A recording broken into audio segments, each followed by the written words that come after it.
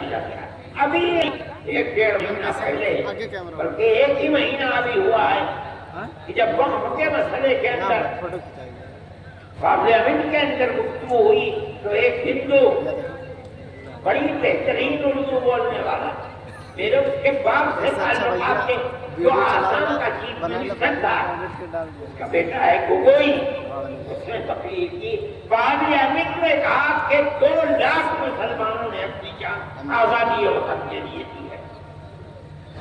2 لاکھ نے آزادی وطن کے لیے اپنی جان کو قربان کیا اور یہ حقیقت ہے. نتیجہ کیا ہوا اس کا؟ ملک آزاد ہوا. کیسے کیسے افراد پیدا کیے. دارالعلوم کی بنیاد اسی پر بنی ہے. جب 1857 میں خدا کی قدرت آزادی وطن کے لیے جو لوگ کھڑے ہوئے شہید کے خلاف ان کے حق میں فیصلہ اللہ کا نہیں تھا. ناکام ہو گئے. بچے گھروں کے اندر باپ شہید کر دیا گیا. کوئی نام لینے والا نہیں ہے. گھر میں کچھ نہیں ہے. بچے بھیک مانگنے کے لیے باہر ہے. ماں اپنی عزت کو بچائے ہوئے گھر کے اندر بیٹھی ہوئی ہے. چرچ کے لوگ نکل رہے ہیں ان بچوں کو ہاتھ پکڑ رہے ہیں. ہمیں 2 بچے ہم اسے مفت پڑھائیں گے, مفت دکھائیں گے, مفت کپڑے دیں گے پہننے کے لیے, پڑھا کر کے ملازمت دیں گے کہ اپنے پیٹ کو بھی پالے گا, تمہارے پیٹ کو بھی پالے گا. اس صورتحال کو جب عام معافی کا اعلان ہوا اور ان مدرسوں کا بنیادی کردار رکھنے والے حضرت دانوتری اور حضرت گنگوہی اور ان کی جماعت نے دیکھا تو بیٹھ کر میں مدرسوں کے بنانے کا فیصلہ کیا. اور ٹھیک 9 سال کے بعد سن 1866 کے اندر دارالعلوم کی بنیاد ڈالی. اس بنیاد کے بعد سب سے پہلی شخصیت جو سامنے آئی ہے وہ حضرت شیخ الہند رحمۃ اللہ علیہ کی شخصیت کہی جاتی ہے. ان کے شاگردوں کے شاگرد یہ لوگ ایسے تھے کہ جن کے رگوں کے اندر خون تھا اور وہ خون آزادی وطن کا تھا. وہاں سے پھر آزادی کی تحریک چین سے نہیں بیٹھے. 2 مرتبہ شکست ہوئی.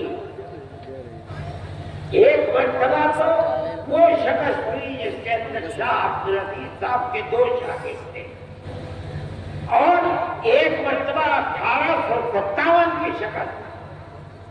اس کے بعد انہوں نے دارالعلوم دیوبند کی بنیاد ڈالی. کس لیے؟ حضرت شیخ الہند رحمۃ اللہ علیہ فرمایا کرتے تھے کہ حضرت الاستاذ حضرت نانوتوی رحمۃ اللہ علیہ نے جس لیے دارالعلوم کی بنیاد رکھے میں اسے جانتا ہوں. صرف کتابوں کا پڑھانا نہیں تھا بلکہ غلامی کی زنجیروں کو توڑ کر پوری قوم ہندو مسلم کی قوم کو زندہ و آزادی کے ساتھ ملک میں جینے کا حق دلانا تھا. یہی بنیاد تھی. تو وہ تنہا نہیں بیٹھے, انہوں نے اپنے شاگردوں کو دیا. دارالعلوم کی بنیاد اس مقصد کے لیے پڑی وہ یہ مقصد. پھر ایک مدرسہ نہیں, اس مدرسے سے 50 سال کے اندر سن 66 سے لے کر تقریباً 80 سال کے اندر ہزاروں مدرسے ملک کے اندر بنا دیے گئے. یہاں تک کہ سن 47 کے اندر ملک آزاد ہو گئے. ان مدرسوں کی بنیاد کیا تھی؟ آزادی وطن بنیاد تھی. غلامی کی زنجیروں کو توڑنا تھا. یہی بنیاد تھی کہ حضرت شیخ الہند رحمۃ اللہ علیہ نے آخری سانس ملک کی آزادی کے لیے انہوں نے اور ان کے شاگردوں نے مفتی کفایت اللہ صاحب, شاہجہاں پوری, حضرت مدنی, انور شاہ کشمیری اور اس کے بعد ان کے شاگرد، یہاں تک کہ ملک 47 کے اندر آباد ہو گیا، اور حضرت شیخ الہند رحمۃ اللہ علیہ کے اندر اللہ نے آزادی وطن کے لیے کتنی طاقت رکھی تھی اور کیسا جذبہ تھا، ایسے افراد دنیا کے اندر کب ملتے ہیں۔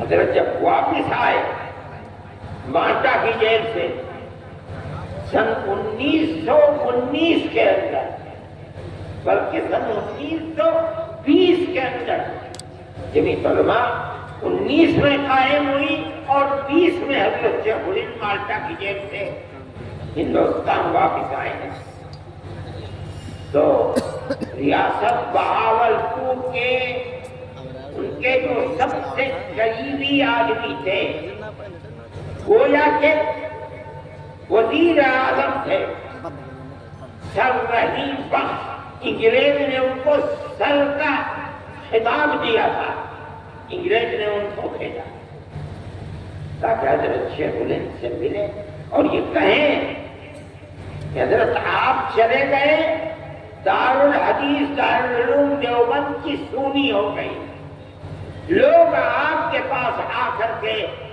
تصوف کی مشق کیا کرتے تھے، ذکر الہی میں مشغول تھے، وہ بھی سلسلہ ختم ہو گیا۔ اب آپ چند روز ہے، ادھر جانے کی طرح جن کی زندگی ہے، آپ ایک جگہ بیٹھ جائیے۔ آپ نے پوری کوشش کر لی انگریز کو ہٹانے کے لیے، مگر انگریز حکومت تو اپنی جگہ سے ہوئی نہیں ہے، تو پھر آپ کو اپنی زندگی وہ کام جو آپ کے بعد ختم ہونے کو ہیں انہیں پھر دوبارہ زندہ کرنا چاہیے۔ وہ بوڑھا آدمی جو وہاں سے آنے کے بعد 1 سال اور کچھ مہینے زندہ رہ چکا، اس نے کیا جواب دیا؟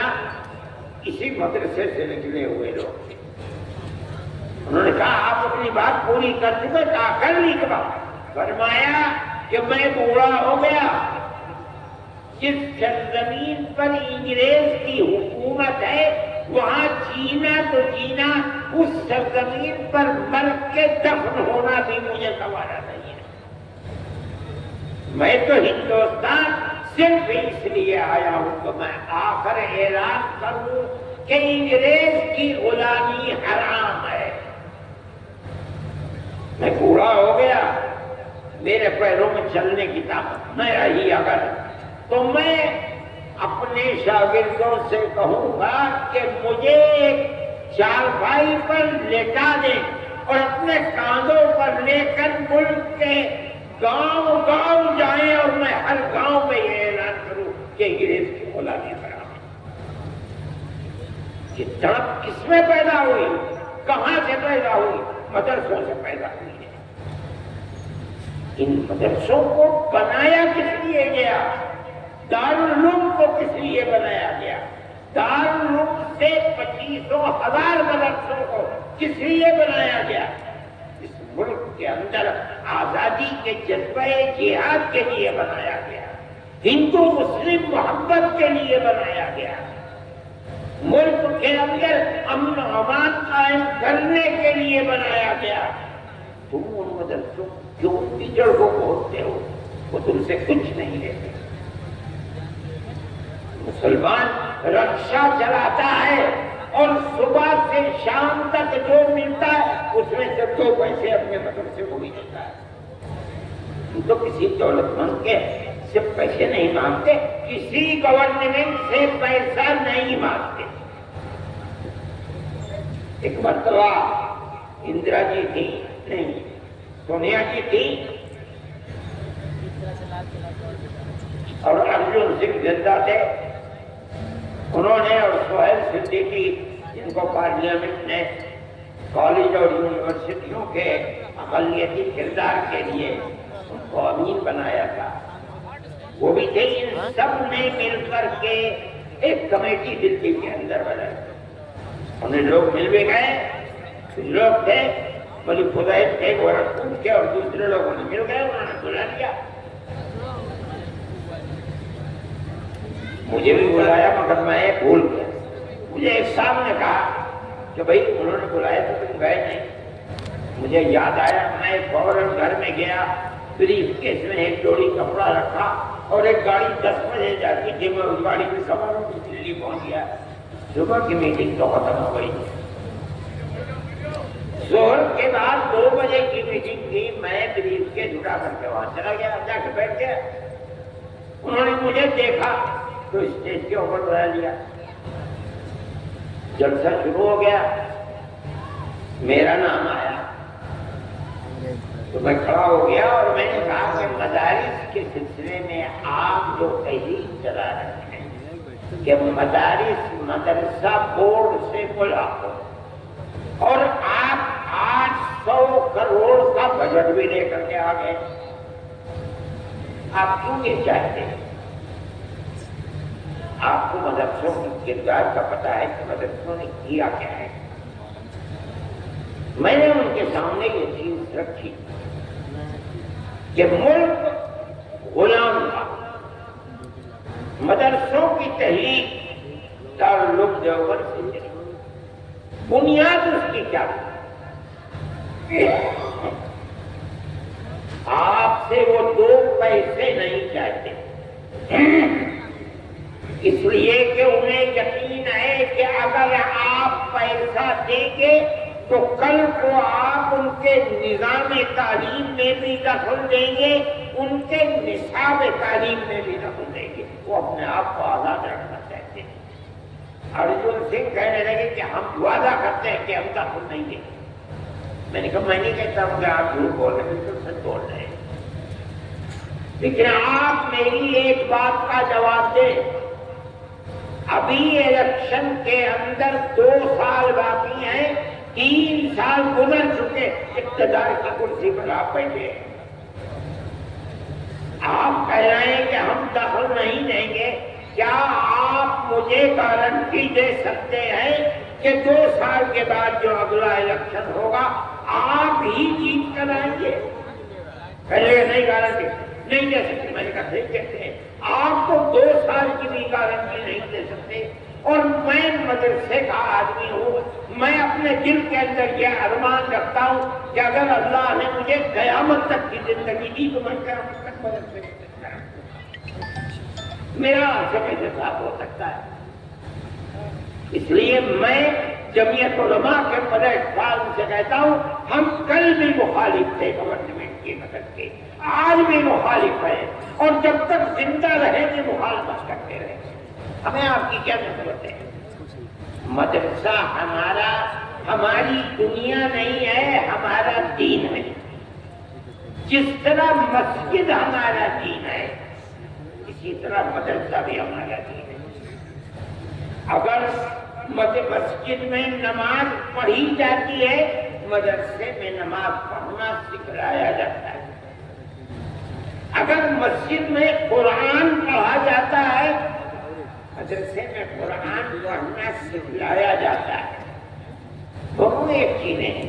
جب ہم مسجد میں آپ سے کوئی مدد نہیں لیتے، ہم مدرسے میں کیوں آپ سے مدد کرتے؟ ہم نہیں آپ سے مدد لینا چاہتے. میں نے یہ بات کہی، میرے آدمی تھے وہاں بہت، لیکن صبح سے جو سن رہے تھے سب خاموش بیٹھے ہوئے تھے. میرے بعد ایک اور صاحب کھڑے ہوئے. پہلے تو انہوں نے یہ کہا کہ آپ نے مجھے وقت دیا اور عصر کے بعد وقت دے دیا. میں نے کہا آپ مطمئن ہیں؟ آپ نے میری بات سنی ہے، میں آپ کی بات سنوں گا، کوئی میں نقل نہیں کروں گا. میرے اندر یہ ہمت ہے. انہوں نے بولنا شروع کیا. تھوڑی دیر کے بعد جیسے انہوں نے کہا کہ مدرسوں نے اپنے کردار کو ختم کر دیا، سر وہ سارے لوگ کھڑے ہو گئے اور نکالو اور مارو اور بھگا کر. میں نے سہیل صدیقی کے اوپر ہاتھ رکھا. میں نے کہا بھائی تب میں جا رہا ہوں. پکڑ لیا مجھے. خدا کے لیے بچ جاؤ، اس مجموعے کو قابو نہیں کر پائیں گے. میں نے انہیں سمجھایا ہوں. میں یہ بات کہتا ہوں کہ گورنمنٹ کی طرف سے کوئی بھی ایسی بات جو مدرسے اور مسجدوں کے اوپر کوئی زنجیر باندھنے کی چیز ہے، کیوں ہو رہا ہے؟ مدرسے نے تو اس ملک کی آزادی کے لیے سب سے پہلی آواز مدرسوں نے اٹھائی ہے.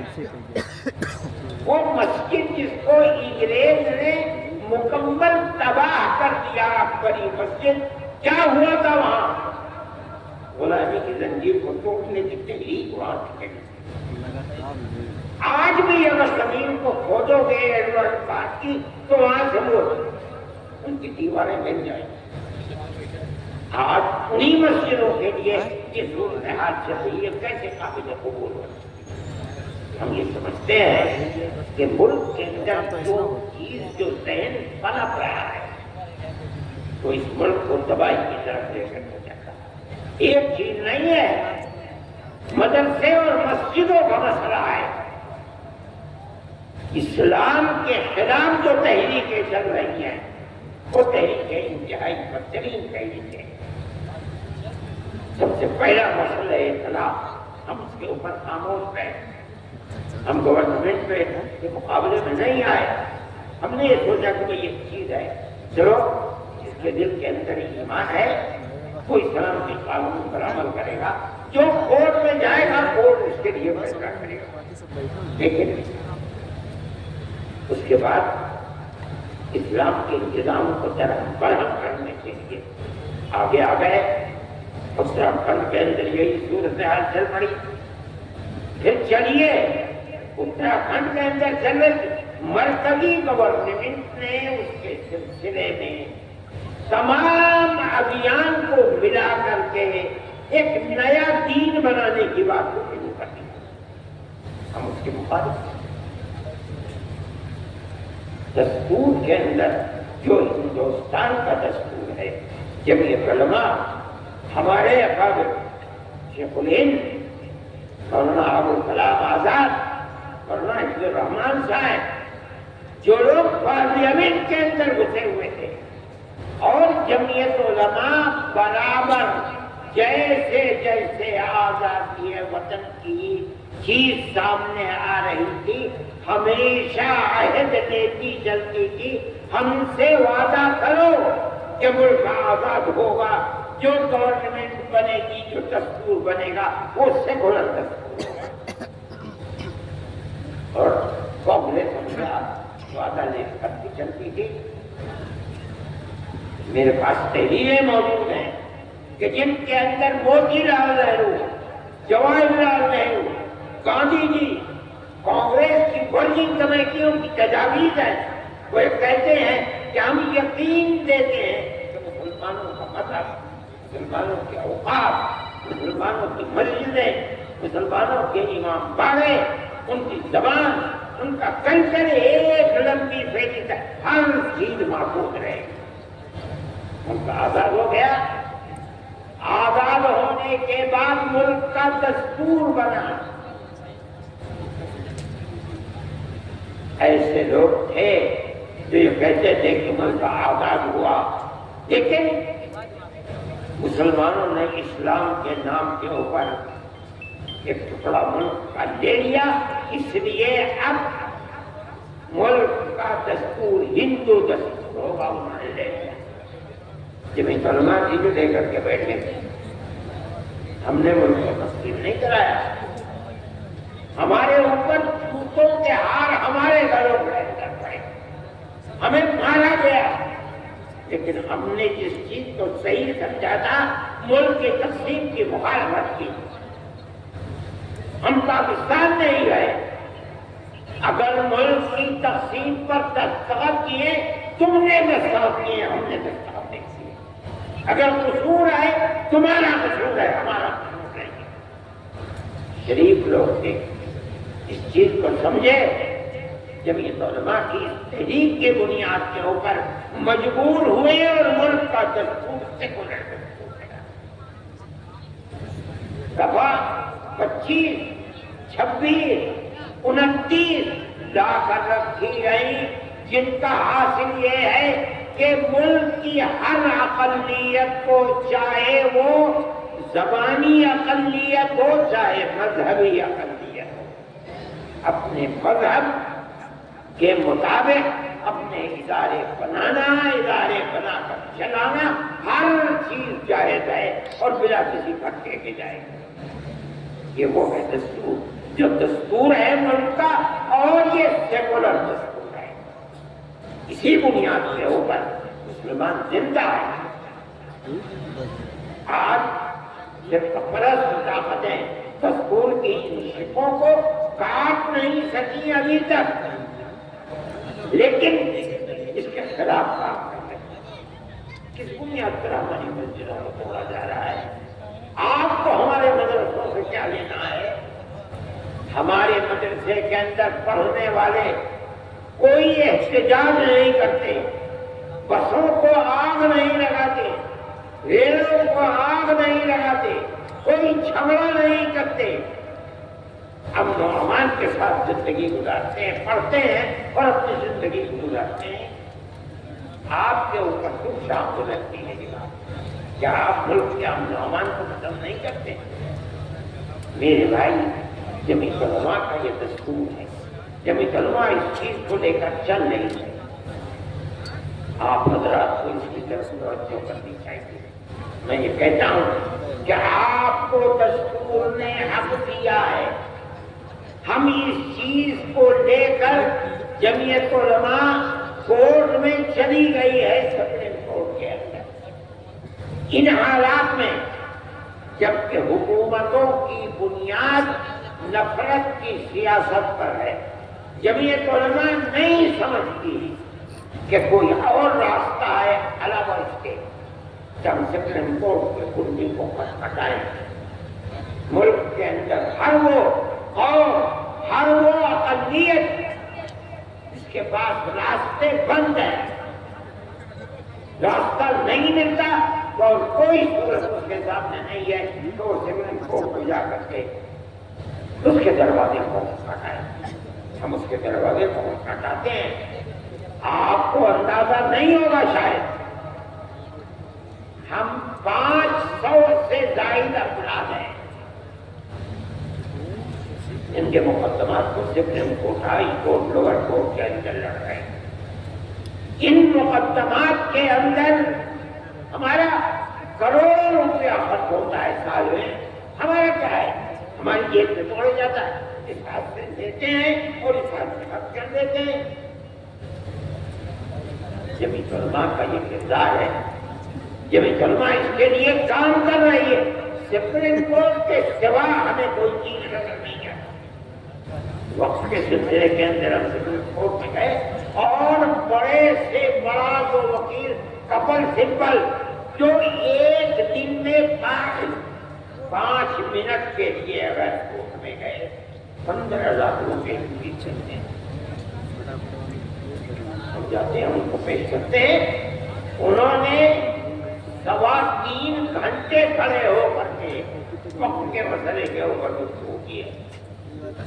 سارے ہندوستان کیا ساری دنیا نے اس کو دیکھا، جمعیت علماء کے وکیل نے، ہوتا کیا ہے اس کو اللہ جانتا ہے،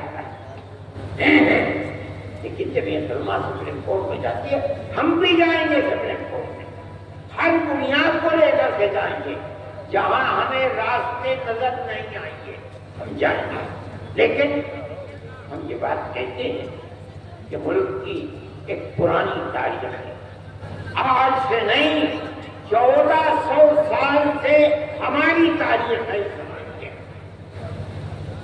پہلے ملک کے اندر راجا اور رجواڑوں کی حکومت تھی، مسلمان زندہ تھا اور اپنے مذہب کے ساتھ زندہ تھا، کیرلا سے لے کر سندھ تک زندہ تھا۔ اس کے بعد بابر آئے اور دوسرے لوگ وسط ایشیا سے آئے اور انہوں نے حکومتیں کر دی، مسلمان اپنے مذہب کے ساتھ زندہ تھا۔ بہادر شاہ ظفر آخری بادشاہ تو چلے گئے، اس کے بعد انگریز کی حکومت، مگر مسلمان اپنی آزادی مذہب کے ساتھ زندہ تھا۔ اس کے بعد یہ آئی حکومت، کانگریس کی حکومت کے اندر ایسا مسئلہ مسلمان کے ساتھ نہیں تھا، کانگریس کی حکومت ختم ہوئی، اب اس کے بعد یہ لگتا ہے کہ اس دستور کو بھی آگ لگا دی جائے گی اور مسلمان کو مذہب کے اعتبار سے نقصان ہوتا ہے۔ میرے بھائی، ہم یہ سمجھتے ہیں کہ جب تک یہ دستور زندہ ہے آپ کو نہ کرنے کا کچھ حق ہے، اور ہم جائیں گے کورٹ میں، پہنچ گئے ہیں کورٹ کے اندر، فیصلہ کب آتا ہے کب نہیں ہوتا ہے ہمیں اس سے کوئی فکر نہیں۔ ہمارا ماننا یہ ہے کہ ملک کے اندر امن و امان رہ سکتا ہے تو اس کی صورت صرف یہی ہے کہ ملک کی ہر اقلیت اور اکثریت ایک دوسرے کے ساتھ مٹھی کی انگلیوں کی طرف سے جڑ کر رہے،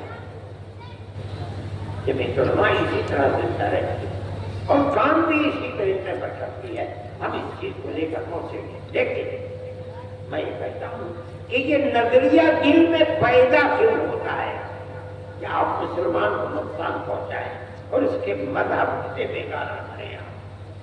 میں سمجھتا ہوں کہ یہ چیز ملک کے لیے غلط ہے اور سارے ملک کو تباہ کر رہی ہے۔ آپ اقلیت اور اکثریت کے اندر گھسے ماحول کے اندر، کاروبار کو دیکھیں، اقتصادیات کو دیکھیں، امن و امان کو دیکھیں، ہر اعتبار سے ملک تباہ اور برباد ہوتا چلا جا رہا ہے۔ کاروباری لوگ یہ بیٹھے ہوئے بنائے اس کے، میں صبح سے بات کر رہا ہوں، ہر آدمی یہی کرتا ہے کہ جم گیا ہے کاروبار، ایسا لگتا ہے جیسے مارکیٹ میں پیسے ہی نہیں ہے۔ چند افراد ہیں جو سارے ملک کی دولت کے اوپر قبضہ کیے ہوئے ہیں، لیکن سارا ملک چند افراد سے تو نہیں چلتا ہے۔ کیا بربادی ہے؟ میں کہتا ہوں گورنمنٹ جسے امن و امان قائم کرنا چاہیے، بھائی چارگی کو بڑھانا چاہیے، ہندو مسلم اتحاد کو پیدا کیا جائے، ہر ایک کو مذہبی دستور کی آزادی دی جائے، آپ نے اس کو آگ لگانا شروع کیا ہے، ملک تباہی اور بربادی کی طرف چل رہا ہے۔ جمعیت علماء کی یہ تحریک ہے، امن و امان ختم ہو رہا ہے، موب لنچنگ ایک مصیبت ہے اور سب سے بڑی مصیبت لوگ یہ سمجھ رہے ہیں کہ مسلمان کی طرح نہیں۔ جب آپ لوگوں کو یہ حق دیں گے کہ وہ قانون کو اپنے ہاتھ میں لے لیں تو صرف وہ مسلمان ہی کا قتل نہیں ہوگا، مسلمان کا بھی قتل ہوگا، ہندو کا بھی قتل ہوگا، بربادی ملک کے اندر آئے گی۔ کیا کر رہے ہیں؟ میں حکومتوں کو کہتا ہوں، کہاں ہے حکومتیں؟ کیا ہو رہا ہے؟ کس طرح قتل ہو رہے ہیں؟ کیا انتظامیہ کو یہ پتہ نہیں کہ کیا ہو رہا ہے؟ کون لوگ ہیں؟ وہ عنصر کون ہیں جو اس طریقے پر آدمی کو آپ کی موت سے کھیل رہے ہیں؟ کون لوگ ہیں؟ دنیا دیکھ رہی ہے۔ ہم نے یہ بات کہی تھی، شور مچایا تھا، جب بہار سے جو صوبہ بنا اس کے اندر سب سے زیادہ بی جے پی گورنمنٹ تھی، بی جے پی گورنمنٹ گر گئی، اب نومان ہو گیا۔ آج یو پی کے اندر ایسی تباہی مچی ہوئی ہے اور یہی راجستھان کے اندر ہے۔ اگر حکومت چاہے تو وہ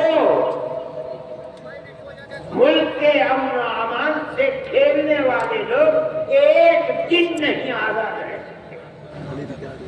لیکن یہ افسوس کی بات ہے کہ ہندو اور مسلمان کا قتل عام کرنے والے لوگ بالکل زندہ ہیں۔ اگر گئے بھی جیل میں جو 4 5 10 دن کے لیے گئے اور اس کے بعد آزاد ہو کے پھر انہوں نے ایک شروع کر دیا، کس طرح ملک چلے گا؟ یہ بربادی کس طرح سے قبول کر لی جائے؟ میں یہ بات ارباب مدارس سے کر رہا ہوں کہ انہیں اپنے مدارس کی حفاظت کے لیے کام کرنا ہے۔ حفاظت کس طرح سے ہوگی؟ ایک تو ہے حفاظت دستوری۔ دستوری حفاظت کا مطلب یہ ہے کہ جو دستور کے اندر دفعات ہیں اور دستور نے جو آپ کو اختیار دیا ہے، آپ اس دستور کے دیے ہوئے اختیار کو استعمال کریں، بہت اچھی بات ہے۔ لیکن اگر میں اپنے مکان کو جبھی بنا سکتا ہوں جب زمین میری ہو، اگر میری زمین نہیں، میں نہیں بنا پاؤں گا۔ تو آپ یاد رکھیے کہ مدرسے کو بھی آپ جبھی بنا سکتے ہیں جب وہ زمین مدرسے کی ہے۔ آپ جبھی بنا سکتے ہیں جب کسی دوسرے کی زمین پر آپ نے قبضہ کر کے اپنا مکان نہ بن جائے۔ تو آپ مدرسہ کیسے بنا دیں گے؟ مسجد کیسے بنا دیں گے؟ نہیں ہو سکتا۔ دوسری بات، آپ جبھی بنا سکتے ہیں جب آپ نے میونسپلٹی سے، کارپوریشن سے، ضلع انتظامیہ سے اپنی زمین ثابت کر کے اس زمین کا نقشہ منظور کرایا۔ اگر نہیں ہے آپ اسے نہیں بنا سکتے۔ یہ ایک مصیبت ہے، اور میں سمجھتا ہوں کہ یہ بھائی چاہیے تھی۔ بے شمار جگہیں ایسی ہیں کہ اگر اکثریت وہاں مندر بنانا چاہتی ہے، کسی اجازت کی ضرورت نہیں۔ مسلمان اگر مسجد بنانا چاہتا ہے، کسی اجازت کی ضرورت نہیں۔ میں دیوبند کو جانتا ہوں،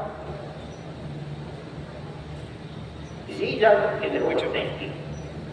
لیکن بی جے پی گورنمنٹ کے اندر اور کہیں آئی نہ آئی، لیکن مسجد اور مدرسوں کے اوپر کیا ہوتا نہیں۔ آپ کی گورنمنٹ جو ہندوستان کے اندر ملک کی آزادی سے پہلے اور ملک کی آزادی کے بعد، میں دارالعلوم دیوبند کو کہتا ہوں، دارالعلوم دیوبند کا جو کردار ملک کو غلامی سے نکال کر آزادی کے لیے تھا، وہ کردار ساری دنیا میں شہرت پکڑے ہوئے ہیں۔ کبھی دارالعلوم کی کسی عمارت کے لیے کبھی اجازت کی ضرورت ہی نہیں ہے۔ دارالعلوم والے جانتے ہی نہیں کہ بھائی کس چیز کی اجازت۔ کوئی گورنمنٹ ہو، گورنمنٹ دارالعلوم سے کبھی یہ نہیں کہتی کہ تم اس کی منظوری، اور کبھی مسلم نہیں کہیں گے۔ اتنا بڑا دارالعلوم 100 سال سے زیادہ وقت گزر گیا، بلکہ 150 سال کے قریب، کبھی کسی کی اجازت نہیں لینی پڑی۔ اس گورنمنٹ نے آ کر کے کیا، اور اس کے اوپر خبر لگ گئی۔ 6 سال سے ایک اینٹ دارالعلوم کی دارالعلوم سے پوچھا کیا بات ہے؟ کہا کہ اجازت نہیں ہے۔ دارالعلوم نے اپنے اس کردار کی بنیاد پر ہو سکتا ہے کہ گورنمنٹ کا بھی اس کے اندر دخل ہو کہ بھائی نہیں ہے، ہم آپ سے کہتے ہیں آپ ہمارے اوپر جو جرمانہ چاہے لگا دیجیے۔ انہوں نے جرمانہ لگایا، دارالعلوم 1 کروڑ 1.5 کروڑ سے زیادہ کا۔ دارالعلوم نے 25 لاکھ میں جمع دیے، 25 لاکھ یا 20 لاکھ۔ باقی اور کے بارے میں اختلاف ہو گیا، وہ کہتے تھے 7 کروڑ روپیہ دینا پڑے گا۔ اس کے بعد پھر بات چیت ہوئی تو وہ گر کر کے 1 کروڑ 60 لاکھ کے اوپر آ گیا۔ دارالعلوم نے 25 لاکھ دے دیا، ابھی تک فیصلہ نہیں ہوا۔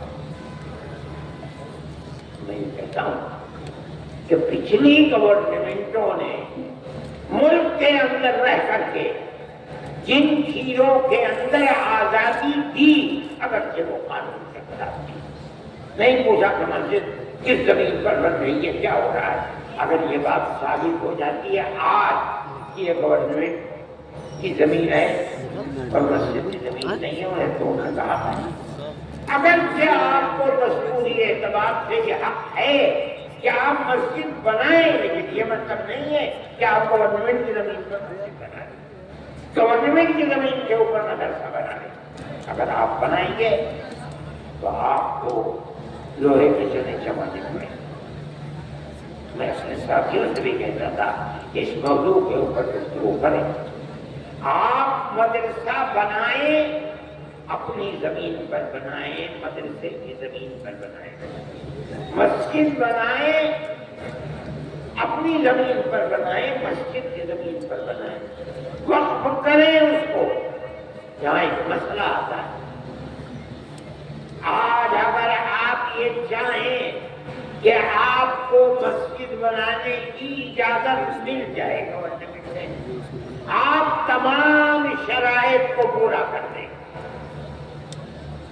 شرائط کو پورا کرنے کے بعد گورنمنٹ، صوبائی گورنمنٹ، مرکزی گورنمنٹ آپ کو مسجد بنانے کی اجازت دے دیں۔ آج کی صورتحال یہ کہ آپ کو اجازت دیں، پھر کیا کریں گے آپ مشترکہ مکان، پنچایت گھر، اس طریقے کا مکان بنانے کی اجازت دیں، اپنے پنچایت بھی کریں اور آپ اس کو مسجد کے طریقے پر ریلیز کرنا۔ لیکن یہ غلطی کبھی مت کیجیے گا کہ نقشے کی منظور کرائے بغیر یا اپنی زمین کے علاوہ گورنمنٹ کی بھی زمین کے اوپر آپ کرنے، تو جس طرح آپ کی بنائی ہوئی ان کالونیوں کو بلڈوزر سے سینکڑوں مکانات کو تباہ کیا جائے گا، اسی طرح آپ کی مسجدوں کا کو بھی تباہ کیا جائے گا۔ آپ اسے یقین سمجھیں اور اس کے لیے آپ کو کوشش کرنی چاہیے۔ میرے بھائی، وقت کے مسئلے کے اندر بھی ہم کسی چاہ رہے ہیں، اوقاف کا مسئلہ اپنی جگہ کے اوپر بڑا اہم مسئلہ ہے۔ ہماری لاکھوں ایکڑ زمین ہے ملک کے اندر، جو اوقاف کی زمینیں ہیں، یہ وقفہ یوزر استعمال کی ہوئی زمین کو اگر اس کے پاس کاغذات وقف کے نہیں ہیں، علامتیں وقف کی ہیں، آپ اسے قبول کریں۔ یہ جب علماء کے اکابر کا معاملہ تھا، ملک کی تقسیم کے بعد بے پناہ ایکڑ زمین اوقاف کی تھی، ان لوگوں نے بیٹھ کر جو وقت سن 54 کے اندر قانون بنا، جواہر لال زندہ تھے، استعمال دلیل ہے اس بات کی کہ یہ وقف ہے، کوئی کاغذ نہیں ہے۔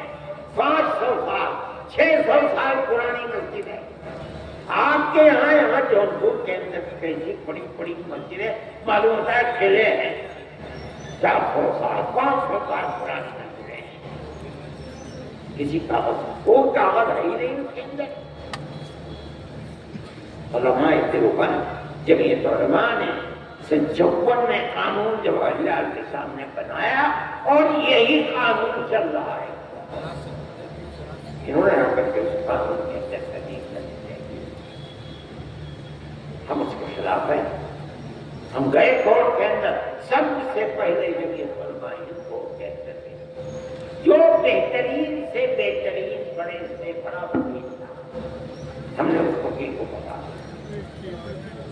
اب میں یہ بات کہتا ہوں، وہ نہیں ہے یہاں، میں کبھی اگر گیا تو میں ان کا شکریہ بھی ادا کروں گا۔ وہ وکیل جو 15 لاکھ میں سے گھر کہہ رہے تھے، انہوں نے مشورہ لینا تھا، انہوں نے کہا میرے پاس تو وقت نہیں ہے، اگر آپ کو مشورہ لینا، میں جا رہا ہوں فلاں صاحب کے پاس ملنے کے لیے، آپ گاڑی میں بیٹھ جائیے۔ گاڑی میں بیٹھ گئے، ایک جین صاحب ڈاکٹر ہیں دیوبند، لوگ مجھے سنانے لگے کہ میرے خیال میں 5-7 منٹ لگے ہیں وہاں تک پہنچنے میں۔ انہوں نے مشورہ دے دیا اور ان سے پوچھا میں کیا پیش کروں، فرمایا 10 لاکھ روپے دے دو۔ 5-7 منٹ کی گفتگو میں کہا کہ میرا اسٹین ہو، اس کو دے دو 10 لاکھ روپے، اور 10 لاکھ روپے انہوں نے دے دیے۔ جمعیت علماء کے ساتھ اس کا معاملہ یہ ہے کہ مٹھی میں دبا کر کے جو بھجوا دیتا ہوں، آج تک اس شخص نے کبھی یہ نہیں کہا کہ کیا دے رہے ہو، مجھے اس لیے کہ وہ سمجھتے ہیں کہ جمعیت علماء کا معاملہ اپنے لیے کچھ نہیں ہے، یہ تو صرف جنتا کے لیے ہے، ہم اسی کام کو کر رہے ہیں، وہ اس میں ہمارے ساتھ شریک ہیں۔ اس لیے میرے بھائی اپنے معاملات کو سمجھیں۔ جمعیت علماء آپ کے لیے معاون و مددگار ہے۔ ہم ہر لمحے کے اوپر مدارس کے مسئلے کے اندر بھی ہم کورٹ میں پہنچ گئے، لیکن کورٹ نے یہ کہا کہ یہ مسئلہ اتراکھنڈ کا ہے، اسے ہائی کورٹ میں جانا چاہیے۔ ہم نے کہا ٹھیک ہے دے دیے، لیکن میں کل بھی وکیل صاحب سے بات کر رہا تھا کہ اب سب سے پہلے آسام کے اندر مسئلہ آیا دوسرے نمبر میں اتراکھنڈ کے اندر مدارس کا مسئلہ آیا، تیسرے درجے کے اندر یو پی کے اندر آ گیا، چوتھے درجے کے اندر ہریانہ میں آ گیا، کہاں کہاں ہائی کورٹ میں جائیں؟ آپ یہ بتائیے، بہتر سے بہتر سپریم کورٹ کے وکیلوں سے مشورہ کر کے کیا یہ اسباب کہ چار صوبوں سے مدرسوں کے پاس نافذ ہیں، کیا یہ سب مل کر کے سپریم کورٹ میں جا سکتے ہیں یا نہیں؟ اگر جا سکتے ہیں تو بتائیے کیا کریں گے؟ انہوں نے کہا کہ میں 2-4 دن کے اندر اس سلسلے میں مشورہ کر کے آپ کو بتاؤں گا، جس دن یہ مشورہ آئے گا ہم اسی وقت سپریم کورٹ کو، مگر یاد رکھیے ہمیں اگر راحت مل سکتی ہے تو دستوری ہم کے اوپر مل سکتی ہے۔ اگر وہ مدرسے کی زمین مدرسے کی نہیں ہے اور نقشہ منظور کرایا ہوا نہیں ہے، آپ کو کوئی راحت نہیں ہے۔ اس بات کو آپ سمجھیں اور اسی طریقے کے اوپر میں چلیں۔ جمعیت علماء جو کر سکتی ہے ہم آپ کے ساتھ ہیں۔ جمعیت علماء کا یہ کردار ہے کہ امن و امان کے ساتھ چلیں۔ ملک میں امن و امان ہونا چاہیے، ملک میں پیار و محبت رہنا چاہیے، بغیر اس کے ملک نہیں چلے۔ ہم اس بات کو کہہ رہے ہیں، بابا یہ لوگ کہہ رہے ہیں۔ اگر گورنمنٹ کا کوئی کردار ایسا ہے جس کے اندر امن و امان ختم ہوتا ہے، اور آج کل بہت ہو رہا ہے، تو ملک اور حکومت سب کے لیے بربادی ہے۔ آپ دیکھیے، میں انہی چیزوں کو سبق سمجھتا ہوں۔ آج سے 8-9 سال بلکہ 10 سال ہی ہو رہے ہیں تقریباً جب گورنمنٹ آئی ہے، کس قوت کے ساتھ آئی کہ لگتا تھا سارا پارلیمنٹ بی جے پی کا ہے، لیکن 7-8 سال گزرے، اس وقت بی جے پی دلی کے اندر یعنی ملک کے اندر اس اقلیت میں ہے کہ اگر بیساکھی نہ ہو تو بی جے پی 2 گھنٹے بھی سرکار نہیں بنا سکتی۔ کیوں ہوا؟ اتنی بھاری اکثریت اتنی اقلیت میں کیسے تبدیل ہو گئی؟ ایک ہی سبب ہے کہ ملک کے اندر وہ بھائی چارگی جو ہزاروں سال سے ملک کی تاریخ تھی، آپ نے اس تاریخ کو آگ لگا دیکھا نا، آدمی سوچتا ہے۔ اور آپ جتنا آگے بڑھ رہے ہیں اس نفرت کے اوپر پیر ٹیکتے ہوئے، آپ یقین مانیے کہ آنے والے دن اور بھی آپ کے لیے بربادی ہے۔ جمعیت علماء جب کبھی آواز اٹھاتی ہے کسی امن و امان اور حقیقت کے لیے اٹھاتی ہے۔ بابری مسجد کا مسئلہ تھا، جمعیت علماء تنہا وہ جماعت ہے جو ایودھیا سے لے کر کے سن 51 سے اور 70 سال تک مقدمہ لڑتی رہی ہے، کوئی نہیں ہے۔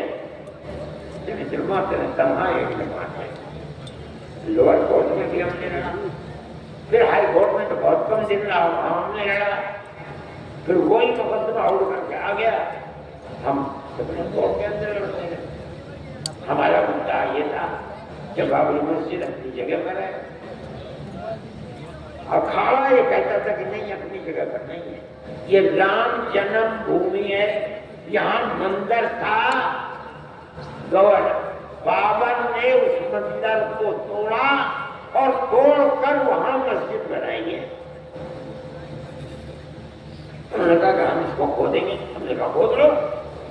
ہم نے ببانگ دول کہا کہ اگر یہ ثابت ہو جائے کہ یہ مسجد نہیں ہے، مندر تھا، مسجد بنی ہے، ہم آپ کے ساتھ کھڑے ہوں گے کہ جو زمین مسجد کی زمین نہیں ہے وہاں مسجد کا بنانا جائز نہیں۔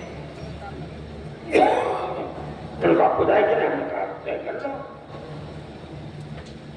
جو کر سکتے تھے وہ کیا، لیکن مندر ہونے کی کوئی علامت نہیں ملی۔ ہمیں اور طاقت مل گئی، ہم نے پھر یہی بات کہی اور قوت کے ساتھ کہی۔ جب سپریم کورٹ کے اندر بات چلتی رہی، ہم ہر دن ہر تاریخ کے اوپر کتنے لاکھ روپیہ خرچ کیا کرتے ہیں. ہم نے خرچ کیا اس کو. ایک تو ان کا مسئلہ ہے بھئی آپ ہماری مسجد کو یہ کہہ کر کے کہ یہ رام جنم بھومی ہے، اس کا مطلب یہ ہے کہ نہ بابر کے ساتھ کوئی عالم دین تھا جو یہ بتائے کہ کسی دوسری جگہ کے اوپر جو ان کی مذہبی جگہ ہے اس کو ہٹا کر کے توڑ کر کے مسجد نہیں بن سکتی. کوئی بتانے والا نہیں ہے. لیکن ہم اس بات کو کہتے ہیں، ہم جو بات کہتے تھے وہ سچی نکلی. سپریم کورٹ نے یہ کہا، 3 شرطیں تھی سپریم کورٹ کی. ایک شرط یہ تھی کہ مسجد اپنی جگہ پر ہمارا سر بلند کر دیا. اکھاڑا جھوٹ بولتا ہے، وہ کہتا ہے کہ مسجد اپنی جگہ نہیں ہے، یہ رام جنم بھومی تھی. مندر کو توڑ کر کے بابر نے مسجد سپریم کورٹ میں داخلہ کیا. مسجد اپنی جگہ ہے. دوسری بات کہتا ہے جنہوں نے مسجد میں جا کر مندر کو رکھا ہے وہ مجرم ہے. یہ 2 بات کہنے کے بعد تیسری بات خود بخود واضح ہے کہ جب دونوں چیزیں ہیں تو تیسری بات یہ ہے کہ مسجد مسلمانوں کی ہے. یہاں آ گیا کہ مسجد ہم پڑھے. لیکن میرا دل مطمئن ہے. آج نہیں کہہ رہے ہیں، یاد رکھیے وہ دن آئے گا جب معذرت یہ کہے گا کہ گورنمنٹ نے ظلم کیا ہے. مسجد کی جگہ ہے اس کو انہوں نے رام جنم بھومی کے بنا دیا. ہمارا مسئلہ ہے جب یہ علماء ہر اس طرح کی چیزوں کے اندر آگے بڑھتی ہے. جب یہ علماء نے آپ کو جمع کیا ہے ہماری کوئی غلط نہیں، لیکن ہماری غلط مدارس سے وابستہ ہے. ہم یہ سمجھتے ہیں کہ مدارس کی بنیاد اس ملک کو غلامی کی زنجیروں سے نکال کر آزادی کی طرف لے کر چلنا. اس ملک کو، اس قوم کو یہ مسجد اور مدرسوں کا کردار ہے. جو نہیں جانتے وہ جاہل ہے. جس مسجد سے یہ آواز اٹھتی تھی انگریز نے اس کو ختم کر دیا. آج زمین کھودو وہاں سے نکلے. جن مدرسوں سے یہ آواز اٹھتی تھی انگریز نے ان کو ختم کر ڈالا. لیکن کلا محلہ ہے دلی کا، وہاں جاؤ اس کے آثارات بھی ملتے ہیں. کہا جاتا ہے کہ شاہ عبدالعزیز صاحب دلی کا مدرسہ یہی تھا. آپ ان مسجدوں اور مدرسوں کو یہ کہہ کر کے کہ یہ مسجد اور مدرسے دہشت گردی کا اڈا ہے اور یہ جبر اور زبردستی بنائے گئے ہیں، اس کا مطلب یہ ہے کہ آپ کو کچھ معلوم ہے. اور جمعیت دارالعلوم دیوبند اس کی اصل بنیاد اور ماں ہے. سن 1857 کے بعد اور اس سے جو ہزاروں ہزار مدرسے پورے ہندوستان میں، افغانستان میں، پاکستان میں، برما میں، بنگلہ دیش میں، ساؤتھ افریقہ میں، امریکہ اور برطانیہ کے اندر تمام مدرسوں کی بنیاد بھائی چارے، آپس میں محبت پیدا کرنا یہ بنیاد ہے. اور مدرسوں کو یہ کام کرنا چاہیے. میں یہ کہتا ہوں کہ آپ مدرسے بنائیے، ان کے لیے طریقہ نکالیے، اجازت لیجیے، اور ہم گورنمنٹ سے یہ بات کہیں گے. ہم کوشش کرنا چاہیں گے ملاقات کی کہ اگر آپ یہ کہتے ہیں کہ مدرسوں کو، مسجدوں کو بنانا بغیر اجازت کے نہیں ہے، آپ ان شرائط کو بتائیے کہ کیا شرائط ہیں جن کی بنیاد پر آپ ہمیں اجازت دیں. آپ کا عملہ اجازت دے گا، کارپوریشن اجازت دے گا، میونسپلٹی اجازت دے گی. ہم اسی طریقے کے اوپر مسائل کو پیش کریں گے. گورنمنٹ کے بنائے ہوئے دیے ہوئے قانون کے مطابق چلیں گے. بدوں میں زبردستی ہو جائے. ہمیں توقع ہے کہ گورنمنٹ اس سلسلے میں ہمارے ساتھ معاملہ کرے گی اور صحیح طریقے کے اوپر ہمارے مسجد اور مدرسوں کے کام کو آگے بڑھائے گی. آپ حضرات سے میں نے یہی بات کہی ہے کہ آپ خوب سوچ سمجھ کر کیجیے. اگر کوئی کمزوری ہے قانونی اعتبار سے بہتر وکیل کرتے آپ اس کمزوری کو دور کیجیے. آمدنی کے اندر بالکل صاف اور ستھری آمدنی کے طریقے کو حساب بنائیے اور ہر سال اس کو آڈٹ کرائیے. اگر آپ یہ سب چیزیں کریں گے تو آپ اپنے مدرسوں کو زندہ رکھ سکیں گے. اور ہماری دعا یہ ہے کہ مدرسے بھی زندہ رہیں اور مسجدیں بھی زندہ رہیں. اللہ تعالی ہمارے اس ملک کے اندر پیار و محبت جس طرح ہماری پرانی تاریخ ہے اس پیار و محبت کو زندہ و جاوید رکھے. ہم اس پیار و محبت کو اس ملک کے اندر ساری دنیا کے اندر ضروری سمجھتے ہیں. اس سے یہ مذہبی مسئلہ ہے. نبی کریم علیہ السلام نے دنیا کے اندر پیار و محبت کا پیغام دیا اور اسلام اسی وجہ سے جنگل کی آگ کی طرح پھیلا ہے. اگر وہ دشمن اور نفرت کو جنم دے کے اور اسلام اس کو سامنے رکھتا تو اسلام 5 دن بھی زندہ نہیں رہ سکتا. اس لیے میرے بھائی پیار و محبت کو مذہب اور اللہ اور اس کے رسول کی تعلیم سمجھ کر کے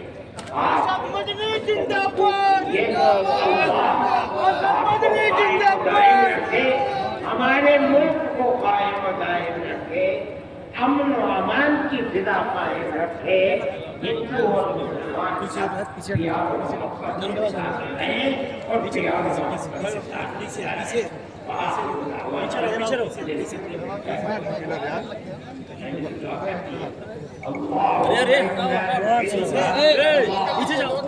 لا إله إلا أنت الأحد الصمد الذي لم يلد ولم يولد ولم يكن له كفوا أحد. اللهم صل على سيدنا عبدك ورسولك محمد النبي الأمي وعلى آله وأصحابه وأهل بيته وبارك وسلم كما تحب وترضى كما تحب وترضى. اے اللہ اس اجتماع کو کامیاب و کامران فرما. جمعیت علماء اتر پردیش کے صدر اور ورکنگ کمیٹی کے ممبر مفتی اشفاق صاحب اور تمام وہ لوگ جنہوں نے اس کے اندر